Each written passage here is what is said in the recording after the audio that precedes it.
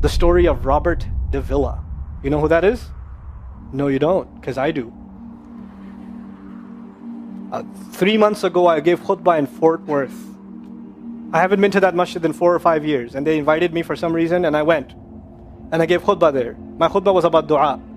An Egyptian fellow comes up to me, a young man came up to me afterwards, he goes, Allah fulfilled my dua today.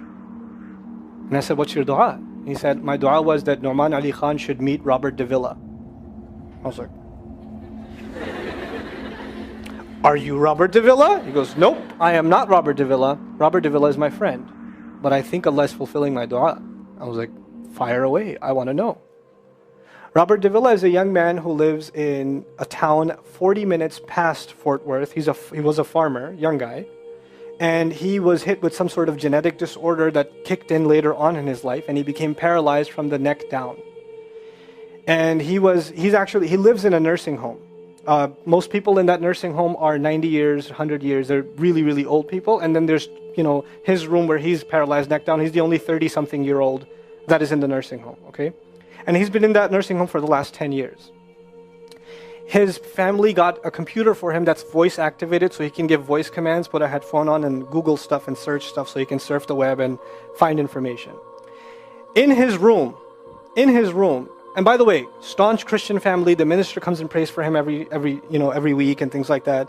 And his best friend was in the bed next to him. One of his best friends. He became best friends because he met him at the nursing home. This person was also paralyzed and he needed a new liver. Okay? A liver transplant. He was waiting for a liver transplant. And they used to talk about, God and things like that all the time. They were good friends. Finally, his best friend got a call that there's a donor available for the liver. So he's so excited. He goes, Robert, I'm going to miss you, but I'm going. I've got a donor. So they take his friend and they go into the operation, and his friend died at the operating table. Now his friend, who's also a Christian, the deceased friend, his sister, took one of the amulets of his friend, a crucifix, and she gave it as a gift to Robert. This is a reminder of your old buddy. So he hung it on the side of his hospital bed.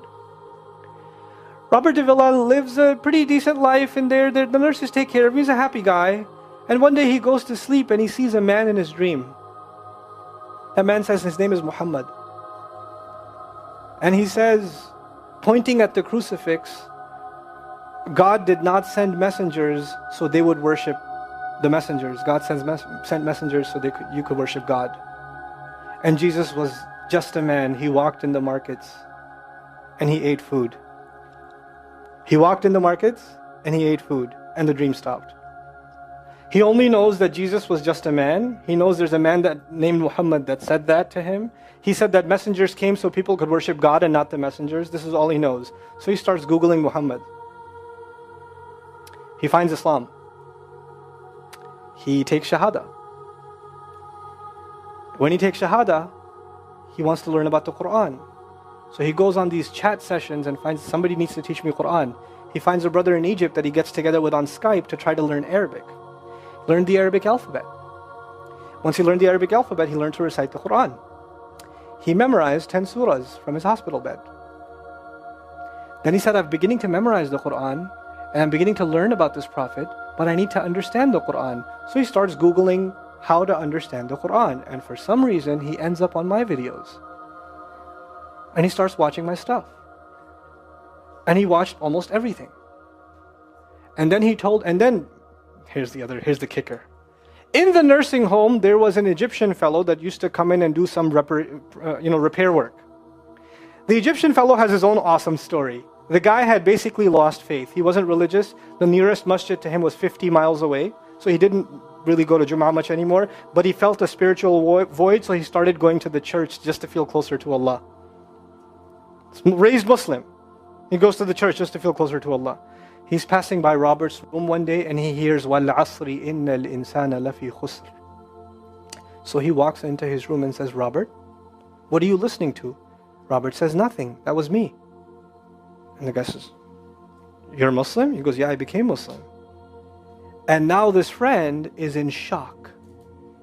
How does Allah guide someone in the middle of Churchtown, USA, in a nursing home, with a crucifix on the side of his bed that he doesn't even have the physical strength to move. And the guy himself says, I want to come back to Allah. So he tells him about his, the friend he found online, Norman Ali Khan. So the Egyptian fellow starts watching my videos. And then he says, I wish I could meet him one day. And he says, okay, I'll pray for you. And after 5 years, that Egyptian friend shows up at the same masjid that I haven't been to in 4 years. And after Jum'ah says, I think Allah wants to fulfill my friend's dua and my dua. So I said, I think He does. Let's go. So I took a few of us and we went. And we met with Robert.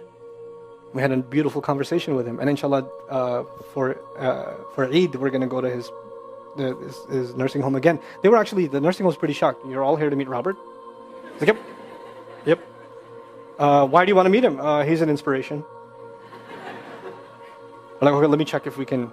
And they had to call the hospice administrator and all this stuff. And then eventually let us in.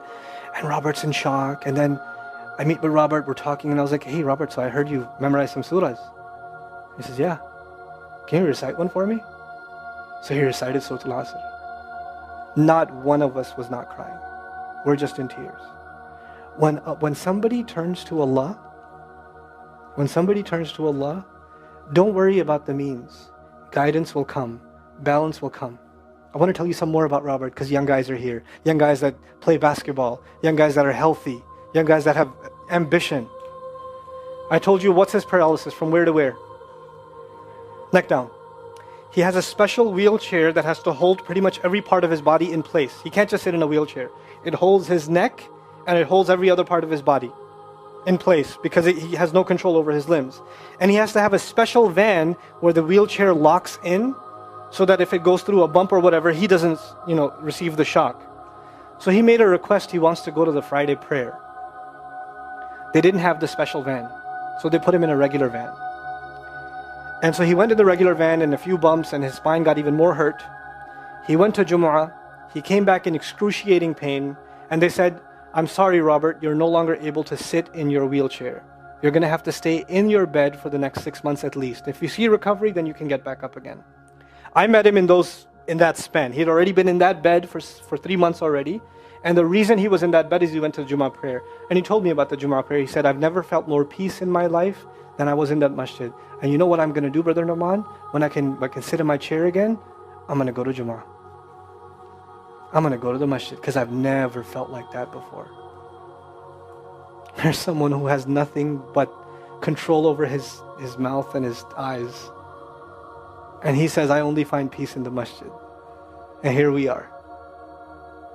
These masajid, I don't care what ideology, what school of thought, what they're talking about in the masjid, what fitna is there. I don't care. It's still Allah's house. Just go to pray.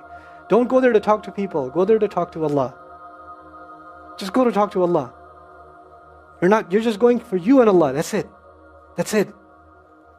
Other things will come, but you're not going for them.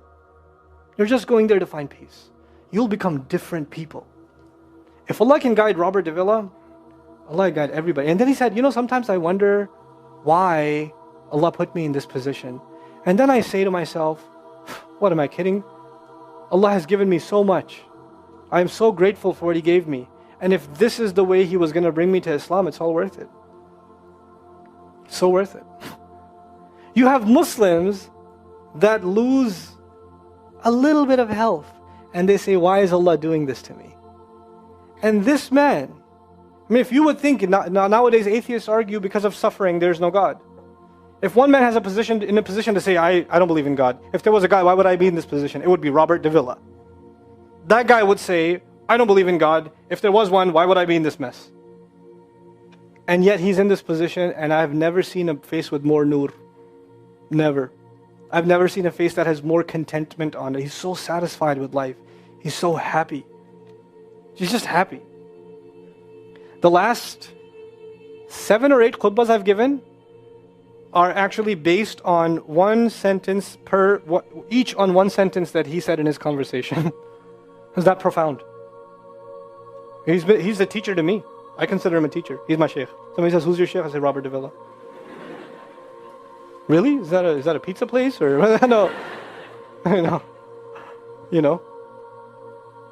The guidance is all around us. You don't have to get worried about what's not there. There's plenty there. You know what Allah did for the people of the cave? You know He even guided them in where to sleep. You know He even guided them on where to turn. As the sun was coming, they'd turn away from it. As the sun came from the other side, they'd turn the other way. Allah will guide you in your sleep when you make dua to Him. He'll even guide you in your sleep. Every toss and turn will be guided by Allah. Can you imagine? We shouldn't be skeptical in Allah's guidance.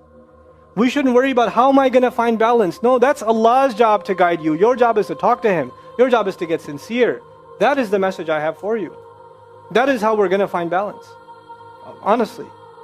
And if once you do that, once you become sincere to Allah, Allah will open doors. Allah will give you friends. Allah will give you teachers. Allah will give you access to resources, all of which are going to bring you closer and closer and closer to Him and to the truth and make life better for the people around you. This is really the gist of what I wanted to share with you.